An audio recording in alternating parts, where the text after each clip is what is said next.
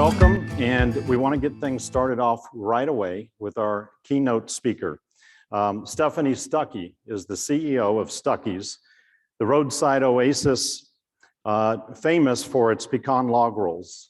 The company was founded by Stephanie's grandfather, W.S. Stuckey Sr., as a pecan stand in Eastman, Georgia in 1937. They grew it to over 350 stores across the country. The company was sold in 1964, but is now back in family hands and making a very strong comeback.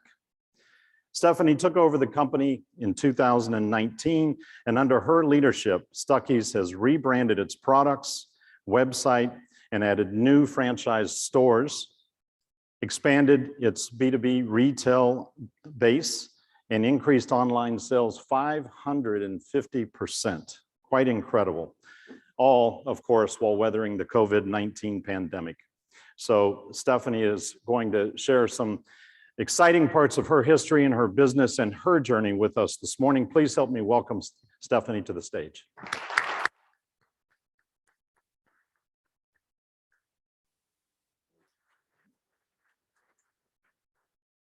Thank you, Tim. I appreciate that warm introduction and being in this wonderful place.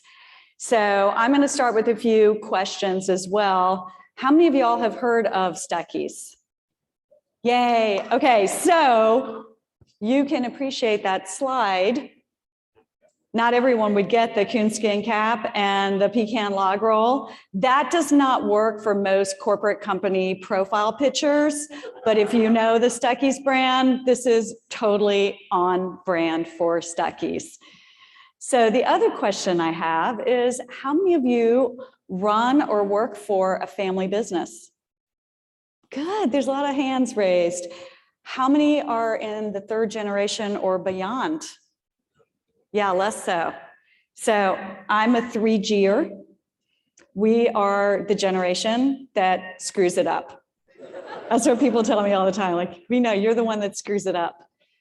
And so I'm here today to tell you my story of a 3Ger who I hope is not screwing it up, and hopefully offer some pointers on how we've managed to turn this brand around that will be useful for you in your own careers.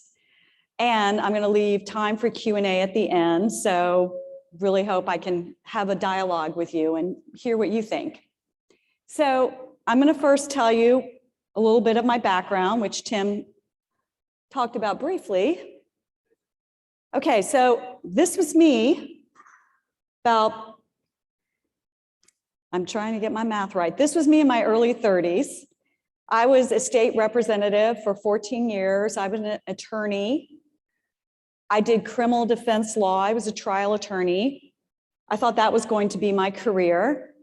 And then stuff happened. We lost control of the majority in the Georgia legislature. I decided it was no fun being in the minority party. And I'd gotten really into environmental issues, so I became an environmental attorney. I ran an environmental nonprofit law firm, and then I went over to the city of Atlanta, and I was head of sustainability for the city for over 3 years. This was my last day with the city. I cut the ribbon on a major infrastructure path that I built. And that's what I thought my life was going to be. As my father likes to say, I was a tree-hugging, Birkenstock-wearing, liberal greenie. Yes, thank you. Thank you for the liberal tree huggers in the crowd. That was me. I sat around and drank oat milk lattes and talked about saving the world at our, local coffee shops. We'd never go to the chains. So that was my life. And I traded that all in to hawk coonskin caps and pecan log rolls and rubber alligators to gas guzzling tourists on the interstate highway system. There you go. That's me at the Snack and Candy Expo, hawking our wares. So I am truly the accidental CEO. I never thought that age 53, I would make a major life change. So what happened? I am minding my own business in my little sustainability green bubble. And I literally get a call from my dad's former business partners. And he said, Stuckey's is for sale. Do you want to buy the family business that my grandfather had started? Been out of family hands for a long time. I'm going to get a little into the history of how it came to be at that point, but I want to start off with when I came into the picture. And I was so flattered. I am number 4 of 5 kids. I'm number 5 of 7 grandkids. I was never the heir apparent to anything. Classic middle child, always trying to get attention. And I was just so pleased that they thought, I got what it takes to run a business. And then I called my siblings and my cousins. Turns out they had asked every single one of them. Even the ones who were younger than me got asked first. They're like, no, we passed, we're good. And so I knew enough to ask for the financial reports. And I thought, oh, this isn't so bad. We're showing $166,000 at the end of the year. But it had parentheses around it. I didn't realize that was negative. Yeah, I thought EBITDA was a Swedish rock band. Literally, I'm in a call with a financial advisor and he's like, what's the EBITDA? And I'm like, didn't they do that great song, If You Change Your Mind? So I'm like Googling what is EBITDA while I'm on this phone call. So that is how little I knew about business. And I went to 3 financial advisors and I said, should I do this? The first 2 said, no, this is a losing proposition. Nobody would invest in this company. It's hemorrhaging cash. There are no assets, by the way. All of the stores that some of you may remember, we had a series of corporate takeovers. All the stores have been sold. We did not own or operate a single store. There are only 17 original Stuckey's still standing. We get very limited revenue from them. So there were no store assets. We had a rented warehouse, and that's the rented warehouse, full of inventory that had not turned in over a decade. There was dead inventory.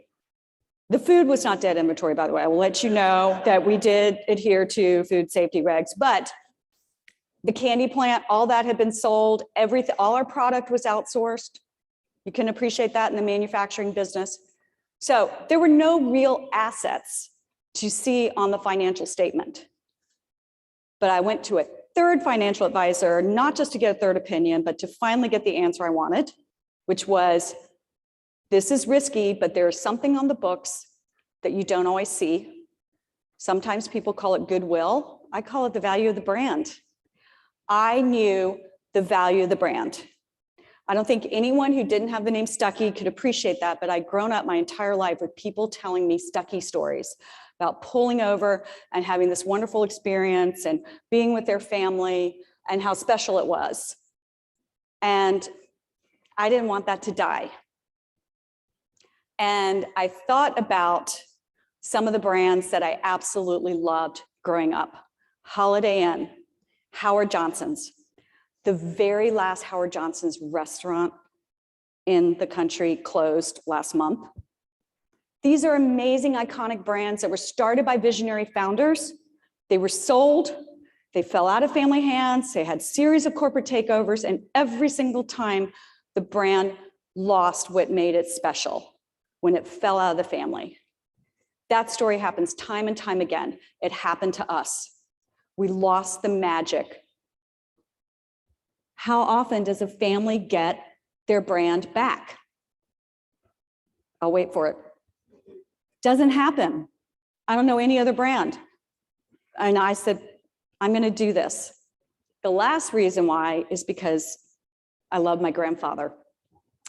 And when I bought the company, the best thing I got besides the brand, so I did get the trademark, which by the way was really out of date, and I'm glad I'm an attorney.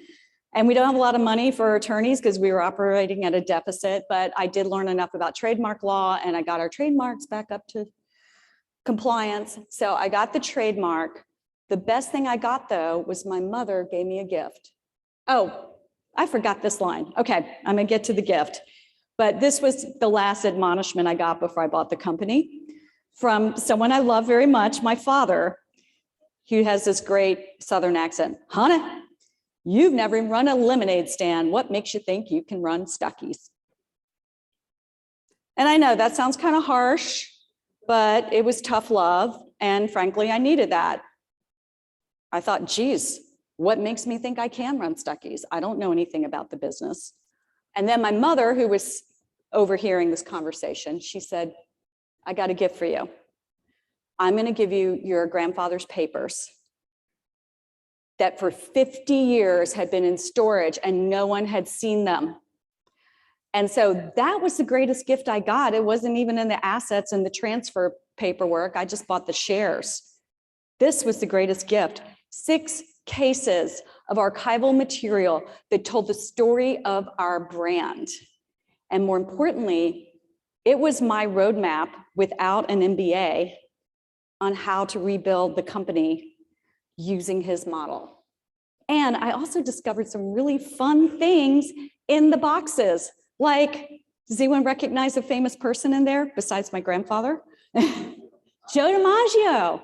So that's my grandfather in the middle. And Jumpin' Joe came down to Eastman, Georgia, where we have our candy plant, and spent a day coaching the Stuckey's Candy Makers Little League team.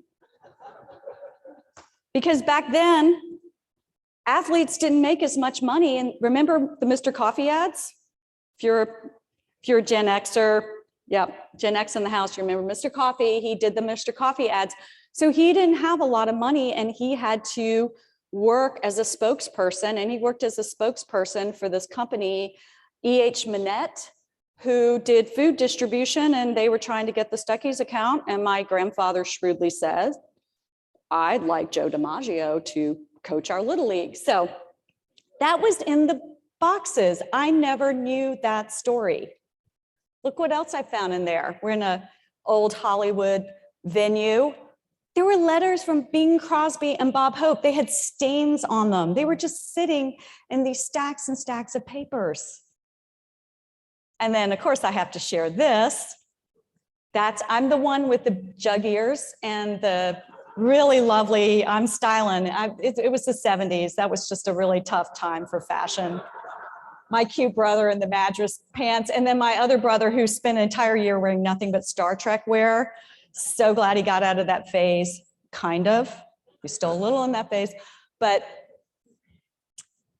that's my grandfather. And the great thing about those papers is he went from being my grandfather, who I call Big Daddy. Any Southerners in the crowd? You might have had a Big Daddy. Big Daddy, by the way, was married to Big Mama, who's sitting there. So he went from being Big Daddy to being Stuckey, to being a businessman. He sold the company a year before I was born. So I never knew him as anyone other than this warm person who gave me candy. I thought everybody's grandparents had lots and lots of candy. At the Stuckey family, we always had candy. So that's what I knew him as. And because of those archives, because I bought his company, he became Stuckey, the businessman. That's what everyone called him, Stuckey. So I'm going to share with you a little bit of how he built the company, where we got to the point where we were $166,000 with parentheses around it when I bought it, and how we've managed to turn the company around. And a little spoiler alert is thanks to manufacturing. So this is how we started, 1937, during the Great Depression. I think some of the greatest businesses, people don't realize this, some of the greatest companies were founded during economic hard times. And that's what gives me hope for, I don't want to say the R word, but we are in some tough financial times now. We're getting into them. It forges innovation. So Microsoft, Airbnb, one of my favorites, Revlon, IBM, Target, list goes on and on. These are all companies founded during economic hard times. So we were no exception. My grandfather had to drop out of law school and he had to work on the family farm in Middle Georgia. He hated it and he was looking for a way out. And thank God he had to drop out of law school because he would have just become a country lawyer, which would have been a nice life. But instead, he started the world's first roadside retail chain, and the world is so much better because of his pecan log rolls and rubber alligators. He would not have gotten that were it not for the Great Depression. So he dropped out of law school, and it was a bumper crop for pecans. Does anyone know pecans are the only snack nut native to this country? Fun fact, cashews, pistachios, almonds, certainly not the Brazil nut. They're all from other countries. So the pecan grows naturally in 22 states, mostly in the Southeast and the Midwest. Georgia has been the #1 state for pecan production since the 1950s. So jobs were scarce, but pecans were plentiful. So he just took advantage of what was there, and he drove around the countryside. He bought up pecans, he shelled them from a local sheller, and this was the first Stuckey's. So it was a little roadside stand, and I love the price. Schley pecans, 10 pounds for $1. Anyone want to guess how much? You're in the food business, some of you. Want to guess how much that might be worth today? 10 pounds? About $75. So that was a good deal. So that's how we started. And he got the bright idea one day to make candy. He interrupted my grandmother's bridge game, and he said, Ethel, we need to make candy. She didn't know how to make candy, but her sisters did. She was playing with them. So Hazel, Oreen, Georgia Lee, I love all these Southern names, Pearl, they all go in the kitchen. They figure out how to make divinity, praline, fudge, and then my grandmother made what's now identified with our brand, the pecan log roll. And so the Bridge Club became the Candy Club. And those ladies made the candy that helped build the first store. And we were, like I said earlier, the first roadside retail chain. Before there was TA, before Pilot, before Flying J, before Love's, before Bucky's, there was Stuckey's. We had clean restrooms, cold ice water. I love that we advertised that. We had wonderful kitschy souvenirs, because who doesn't want a shell statue or a redneck fly swatter when they're on a vacation? My grandfather knew to get the parents to pull over, you get the whiny kids in the back screaming that they want a yes and no game or whatever it was. So he sold souvenirs, he sold his candy, his snack nuts, and gas. And so he grew the first retail chain. But at the core of all of it, which I didn't realize until I bought the company and started reading through his papers, he was really making his money through manufacturing. He had a candy plant, and I love these old pictures, so those of you in the equipment business can appreciate this. A lot of this equipment, it's more modern now, but we're using a lot of the same type of technology. Some of you may want to talk to me afterwards about how we can upgrade. And then throughout our history, I learned that we had really hard times that almost bankrupt us. And every single time he figured out a way forward where he was stronger, he built back stronger. So his first test was World War II. There was sugar rationing, there was gas rationing. He had to shut down his stores. He had to get sugar somehow, and he got it from the US government. And so he made candy for the troops.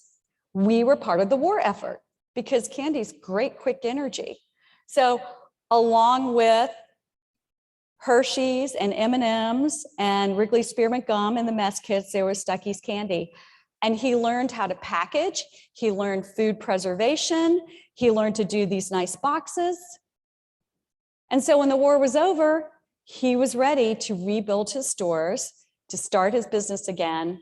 And candy was really at the base of everything that we did. I love these old candy making photos, the way we used to make brittle. We can't do it on these marble tables anymore, but it was just so special to see how those were made. And I love this picture. So everything was about selling candy. So if you went in an old Stuckey's, you might remember this, you were just barraged with this wall of candy right when you got in. And he also figured out that people usually pull over because they want to use the restroom, right? But he made it like a maze to get to the restroom. So you would have to walk through all his novelties, all his souvenirs, all his candy to get to the restroom. That was before the ADA and all these federal compliance laws. But how brilliant was that? And I go into some of these modern stores and the restrooms like right as you enter, and I'm like, you don't know what you're talking about. You got to get people to buy product.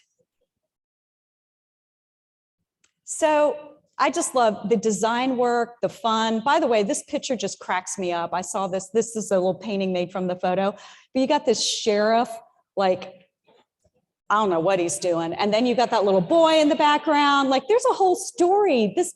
These archives were full of stories. So here's the other big resilience test that he had was the interstate highway system, which was great for moving goods and products all over the country. It was terrible for small town America because we were on the Dixie Highway, the Lincoln Highway, Route 66. All of our stores were on these other roads. We weren't on the interstate. So we went from this is Chattanooga, the Dixie Highway, to this. And my grandfather had to decide what he was going to do because he was about to be completely bankrupt. And you know what he did? Well, because we became a national brand, he embraced it. He said, not only am I going to move my stores, I'm going to build back stronger. That's the very definition of resilience. It's not just building back the way you were before. That's sustainability. You build back stronger. That's resilience. And he said, I'm going to come up with a brand. I'm going to come up with a look and feel. We're going to have these beautiful blue roofs that people are going to instantly recognize. We're going to sell Texaco gas. He made a killing on a deal with Texaco gas for a small country boy. He was really quite smart. And I love that he just embraced it, traveling on beautiful Interstate 70. Has anyone been on I-70? Not so beautiful, but he made it special because he knew people were going to be bored to tears riding the monotonous roads. This was not like Route 66. It was a barrage of fun with Wigwam Village and the coffee shops shaped like teapots. You didn't have that on the interstate. So he knew there was actually a great opportunity to brand his store, and he had consistent look, but he also made it an experience when you went inside. So I'm going to tell one of my absolute favorite stories about my grandfather, which I didn't learn until I read his papers. This was the best when I read this. I was like, yes. So how he figured out where to place his stores, how far apart to space them, because people would be like, these stores are everywhere. How does he cite them? So he would get in his car with a cup of coffee. He would start driving. You may know where this is going. When nature called, that's where he put his Stuckeys. And when I read that, I was like, oh my gosh, if only I'd been along on those trips, we would have double the number of stores.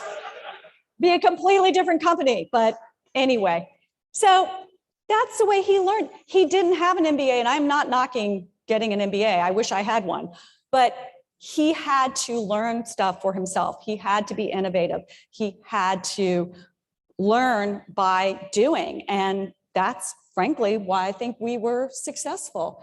And we became synonymous with the road trip. We peaked when the road trip peaked. So we were part of that whole experience of the generation that was lucky enough to see America in a Woody station wagon and go to Sea Rock City and south of the border and Gatorland and Weeki Wachee. Like that was our era. And I love this. People send me photos of them at Stuckey's. So this was a guy from LinkedIn, the little guy on the left with the mustache. So that is a date shake. And if you go to Arizona or New Mexico, they sell date shakes. So that was what made Stuckey's special. Our stores were consistent in the design and the exterior, but you would go inside and there was a sense of place. If you were in Texas, you would buy 10-gallon hats and cowboy stuff. And if you were in Virginia, they'd have smoked hams. If you were in Florida, you would have seashell statues and wind chimes. So if you were in New Mexico, you get a date shake. And I love this one. This was a Stuckey's that was near a watering hole in Florida.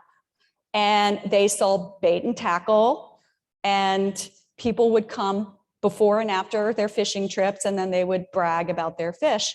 So this was a photo that I put online for a caption contest on Facebook. And the winning entry was, "This is what you get when you use pecan log rolls for bait." And the last thing I'm going to say before I move into sort of more the modern era of what happened to Stuckey's, because we had a pretty bad plummet, is one of the reasons why I think we were able to survive the really hard times. And those of you who work for companies that have been around for generations, you'll appreciate this. It's because you have values, you have a culture, you stand for something. You're not just selling rubber alligators and pecan log rolls. We were selling hospitality and warmth and being a welcoming oasis on the nation's highways. And nothing was more reflective of that, I think, than how my grandfather navigated what was a really hard time in our country's history, and especially in the Deep South, where we were mostly based, although we were in 40 states at our peak with 368 stores, but we were based in the Deep South. And he had a saying, "Every traveler is a friend. Everyone is welcome at Stuckey's." And it's not just a traveler in the sense of being on the road. Traveling through life is the way I interpret it. Everyone has a place. Everyone is welcome. And during the Jim Crow era, when many places on the interstate were segregated and African Americans could not safely stop in a lot of places, Stuckey's was never segregated. So if you see the movie, The Green Book, and I didn't know this till the movie, The Green Book, came out, that we were never segregated. But The Green Book, hopefully y'all have seen it. It's a great movie. If you haven't, check it out. But it's about what was called the Negro Motorist Guide to Traveling. And it would tell places where African Americans could safely stop. And so there was a book that deals with the Green Book and that era, and there's a scene in Stuckey's. So I say that to say, not only did I discover some amazing things about my grandfather, but I think it's that culture that gave us the stickiness, pun intended, to survive the really hard times. And we had some hard times. So here's our downfall. No disrespect to Pet. There may be some folks here who work with them, but my grandfather sold, this was not a hostile takeover. He sold to Pet, made a ton of money. He became the head of the Stuckey's division of Pet. Seemed like a great idea, right? Well, they got a new president of Pet like 7 years later. The new president did not understand us, kicked my grandfather out. He died a few years later, so the visionary founder was dead. Then Pet got taken over by a Chicago railroad conglomerate whose name I will not speak. They're like Voldemort, if you're a Harry Potter fan in my house. Like, I just don't say their name because they completely trashed our brand. Our stores went from being these welcoming turquoise roof gleaming oases on America's interstate highway system to shuttered stores, or even worse than being shuttered, a lot turned into porn shops and trucker bars, which would have broken my Christian grandfather's heart, who would never have sanctioned that. That's what our brand became after takeover after takeover. And it didn't help that the road trip plummeted with the Arab oil embargo, and then domestic air travel became affordable thanks to the Airline Deregulation Act. So it was like this perfect trifecta storm of just bad stuff happening to our brand. So fast forward a couple of decades, my father manages to get the company back, but it is like a redheaded stepchild. My father is running his own business. He is super successful. He was in Congress, and then he founded Interstate Dairy Queen Corporation. He had the franchise rights to all the Dairy Queen stores on the interstate highway system. Very profitable company. And then the Chicago Railroad conglomerate, because they're being sued by franchisees for mismanagement, they don't want our company. They never got our brand anyway. So my dad basically took it back, but it wasn't making money. So he stuck Stuckey's next to his Dairy Queen stores. So he propped Stuckey's up with the Dairy Queen that was profitable, but frankly, Stuckey's was never profitable. Fast forward 20 plus years, my dad sells Dairy Queen to Warren Buffett. Good deal for him, right? Not so great deal for Stuckey's. All my dad's business partners go home. They retired, they made a lot of money, and Stuckey's is just left with none of the infrastructure, none of the support. There was, for almost a decade, there was no CEO, no marketing plan, no marketing budget, no strategic plan. It was 2 people in the corporate offices and rented cubicles and that dusty warehouse. So that's when I came in the picture. And so this is my first week on the job. I went through the warehouse and I thought, oh, well, we'll go through this inventory. I'm sure we can do something with it. So that's the entire warehouse team. We had less than 10 employees. And we had a bunch of stuff like Goth souvenirs, John Wayne bobbleheads. And I found 6 cases of Britney Spears t-shirts. Thank God she made a comeback. We sold them at a profit. So I was like, okay, this is not going well. Clearly, I got to find something else that is going to make this company work. And so I went on a road trip. I thought, I'm going to drive around the country. I'm going to look at these 17 locations that are still around that are paying us this franchise fee. And maybe we can do something with these stores. So the stores didn't look so great. It was pretty bad. And I thought, oh, well, I'll meet with the owners and, we'll have a conversation. Most of the owners were absentee, the managers, there was high turnover. Some of the stores looked really bad. Some did look great, by the way. It wasn't all bad, but this was actually my lowest moment. I went to one store in Marion, Arkansas. This was the store. This is what became of my grandfather's 368 stores. This was what was left of the company. That store literally had a hole in the roof. They were hit by a tornado. I am sure there was some insurance fraud involved. I don't want to know, but apparently they collected some money and they did not fix that roof. And I had been driving around the country and I was taking all these photos of the stores, cheerily talking on social media about how I'm reviving this brand with no clue how I'm going to revive it, but I'm posting photos of the stores. And even if the store didn't look so great, I would get a cool angle or thank God for filters. I'd do some filters, like look at this fun store. And this one, I didn't know what I was going to do. So this was literally my come to Jesus moment. I took this photo. I have a dashboard savior in my car. Jesus is my co-pilot. And so that's the photo I put on social media. Yes. And it really was a come to Jesus moment because I walked into the store thinking it's going to look just awful. The inside actually looked okay. And it was full of people. And there were regulars calling each other by name. And I talked to a guy in line. I went and bought a redneck mug that says Meemaw's mug, So I'm in line buying this tacky mug. And I'm talking to the guy next to me. And I said, why do you stop here? Because do you see they had a hole in the roof? And he's like, you know what? I grew up stopping at Stuckey's. And I have great memories. And just like me, they're a fixer-upper. And I'm going to keep stopping. I love this place.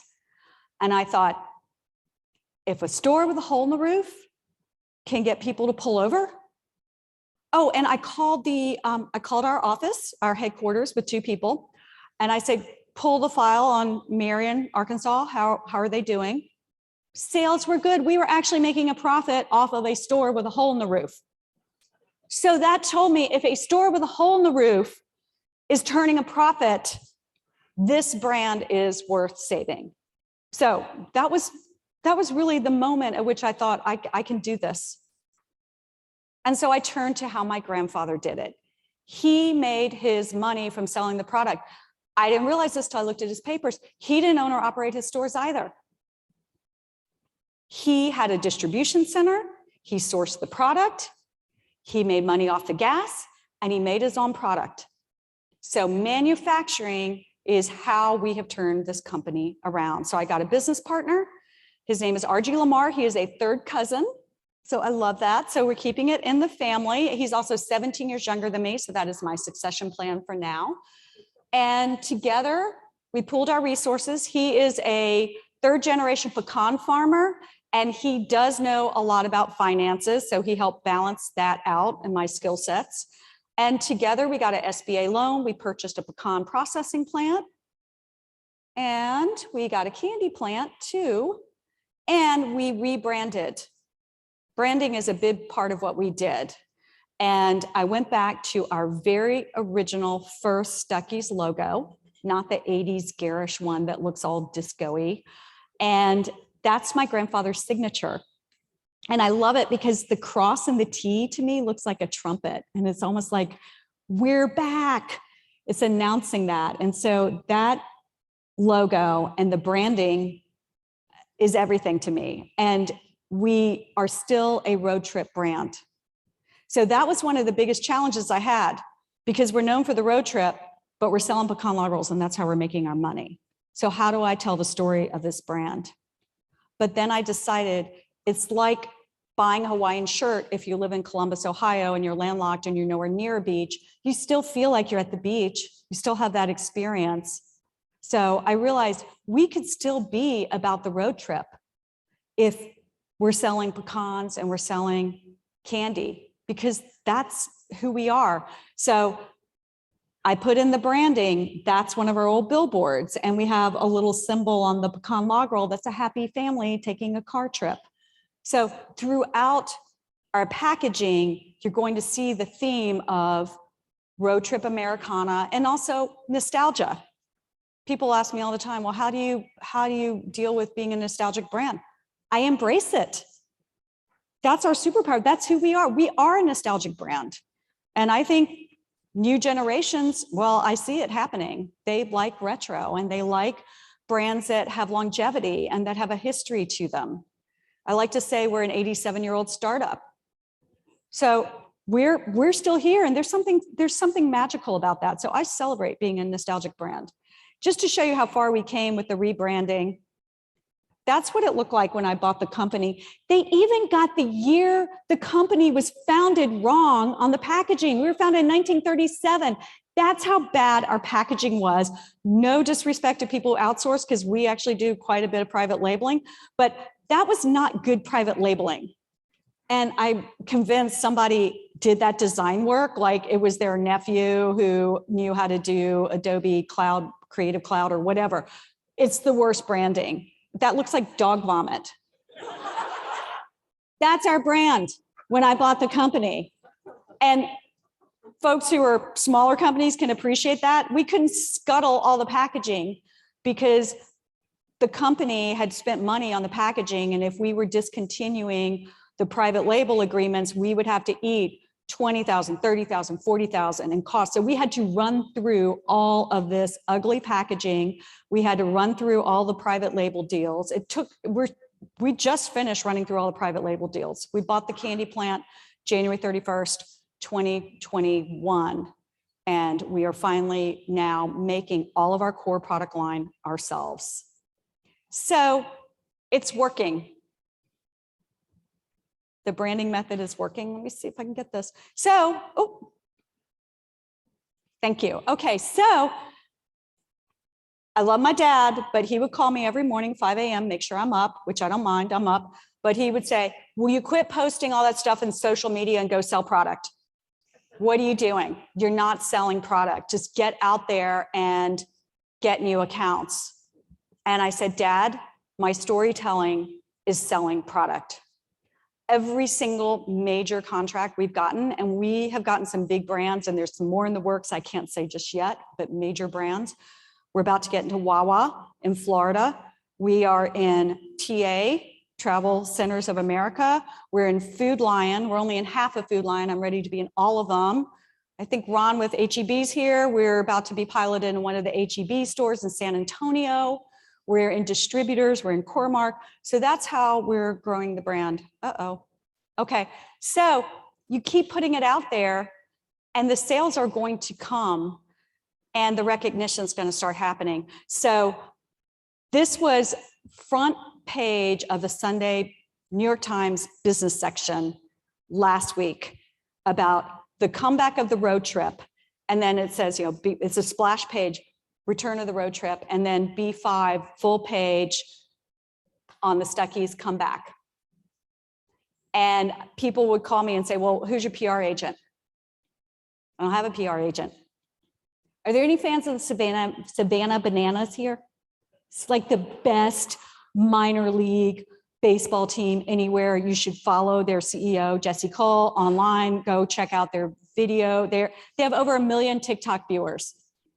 They have completely changed minor league baseball to be a fun, interactive, fan-based experience. I say that because Jesse Cole has gotten the Savannah Bananas and the New York Times, on CBS Sunday News, on and on. ESPN's doing a special. They don't have a publicist. They don't have a PR agent. It's just consistently every single day telling your story. And we're telling the story of the road trip, but I love this. This journalist got it right. By the way, I think we're like best friends now. We talked for 4 months for this article to come out, easily 40 hours of interview, but he got it. We are selling pralines, pecan log rolls, but it's wrapped up in the story of the road trip. And this is another, so I'm going to close out just kind of doing the connection between past and present and why that is so important to me as I rebuild the brand. I like to say, I have respect for the past, but I'm not living in it. And I came across this old photo of making the divinity and, it was a whole feature on the new equipment. And actually, we're still using those copper kettles and the fire mixers, a little more updated, but the copper kettles, we're still using the copper kettles. So you have the past and then the present. The women on the divinity line at our candy plant call themselves the divinity divas. And they absolutely love, I'll go through the plant and film and make TikTok videos. And the plant manager's like, don't do that. They're not gonna want to do that. And I said, do y'all want to be on a TikTok video? And they're like, yeah, pick out the song. And they're doing the dances. So yeah, the divinity divas are awesome. So that's the connectivity then and now. And then I love the pecan shelling. Actually, my grandfather's day, he didn't hand shell, but I love that photo. And I will say a huge part of our business is the pecan. It's the, they really don't have a brand for the pecan. Oh, I was gonna go backwards, but let's see. Okay, so when Stuckey started turning a profit, I do have to say I had this little moment of being prideful. I sent my dad the financial report. So we were profitable within 7 months of buying the company, by selling the product, by telling the story. Yeah.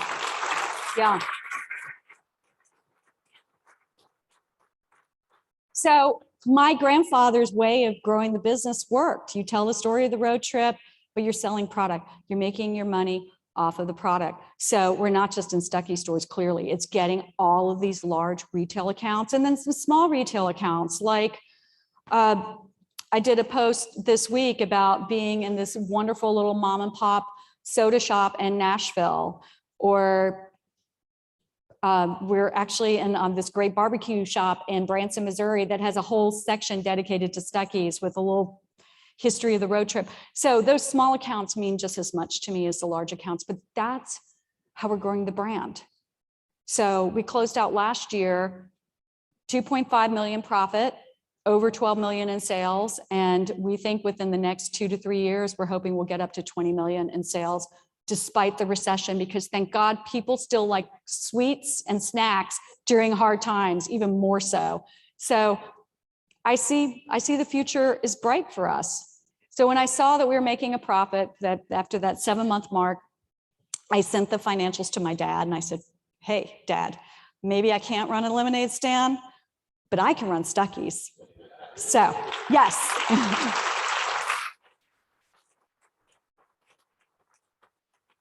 By the way, he is my biggest fan. He texted me this morning. He's like, go get him. So we are very close.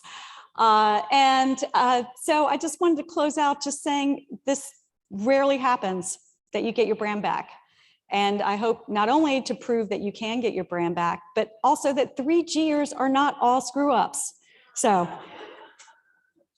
with that, I am happy to take questions. We've got about 12 minutes. And also I love comments. So if you don't have a question, but just want to give me some advice, I welcome that. Anyone? We go. Oh my gosh, I don't like looking at myself on the Jumbotron. Thank you. I'm ready for a spa appointment. Okay. That was incredibly inspiring. Thank you very much. Thank you. My question is, who designed the original Stuckey's logo? Is that your grandfather, his handwriting, or did he design that? That's his signature. That's his signature? That's his signature. Now, I got a very good designer who I met on Instagram, and he's wonderful, and he's done all of our rebranding. And so he put it together in a way that looks really beautiful. But where was that? That last slide, look, that's the logo. Wait, where's the slide? I don't know. We'll switch it. Yeah, that's the logo. So we had a big debate. Anyone who is into fonts, there are like super font nerds. So major debate about how we were exactly going to do the font and should we line it so it would pop a little bit more. So, but I really want to sell product. And so we did a little more of I don't know if you can go back to see some of the product, but we really did try to do it in a way that's going to help move the product. And you can see the old branding in the background, sort of that garish neon yellow with a carriage. There's a horse and carriage.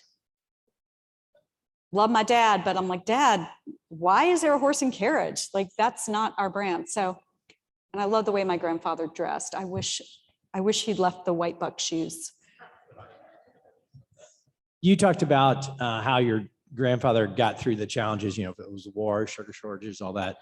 What is that today for you? What are your kind of biggest challenges that are facing you? If it's supply chain or district, whatever, what are some big challenges?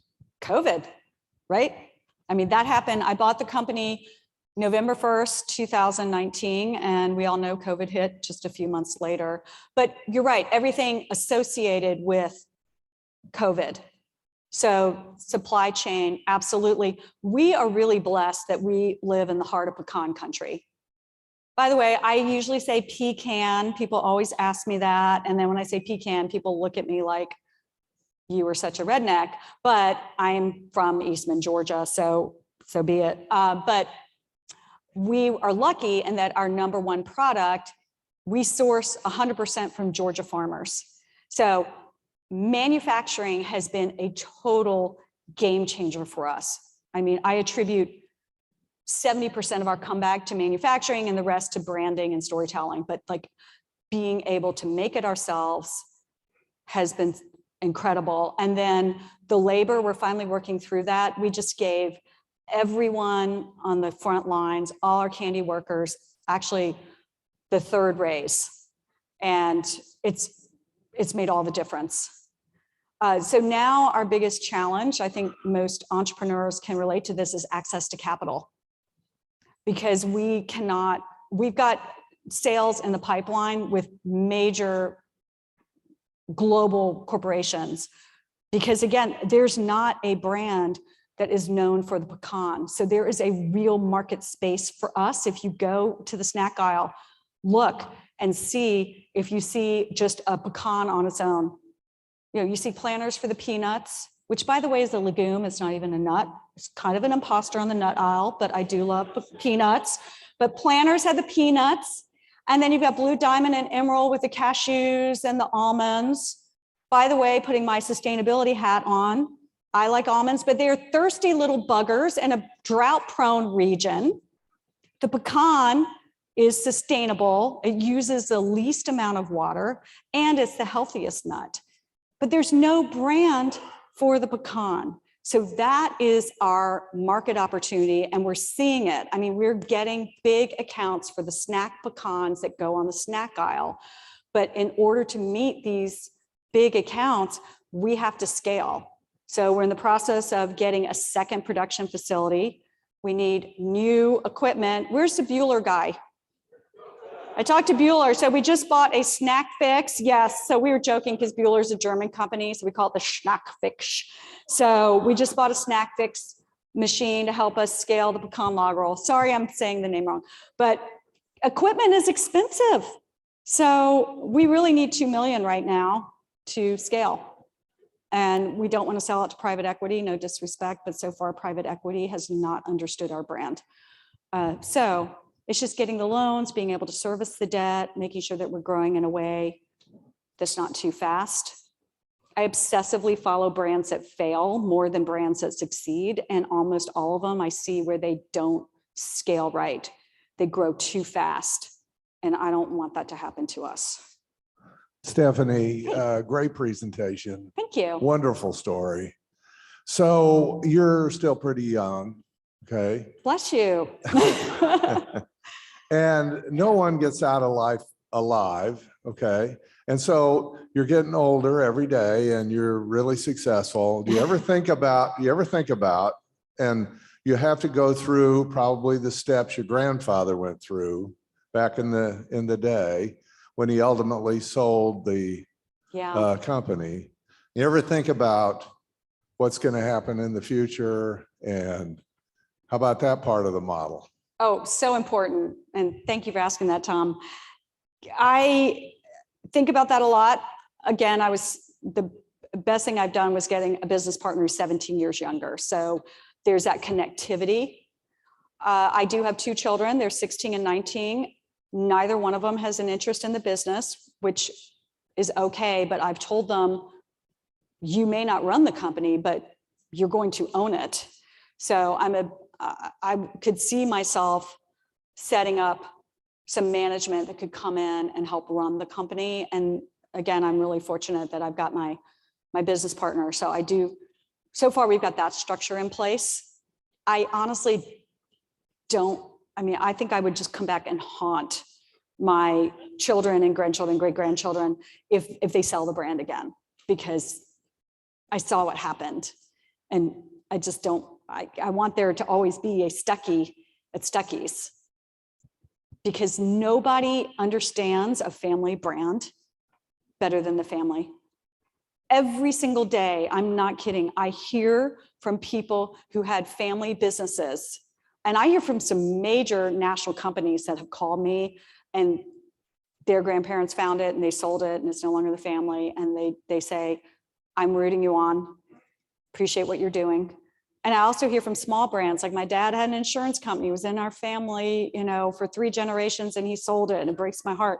So I don't want that to happen. I think quite often it just loses its magic when you sell. So my sincere hope is that it will never go out of the Stuckey family or the R.G. Lamar family. Thank you Got 4 minutes, but happy to close out earlier. Thank you very much. Incredible. So go ahead, Tim.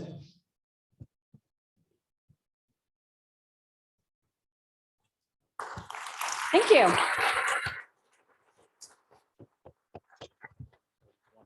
Thank you so much. Great job. Yeah.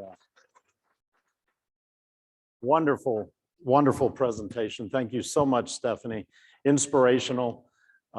Your courage in taking on the business and your passion for the culture that your family started is something that we can all take away from here, and something certainly that we take great pride in the baking industry as well. So thank you very much.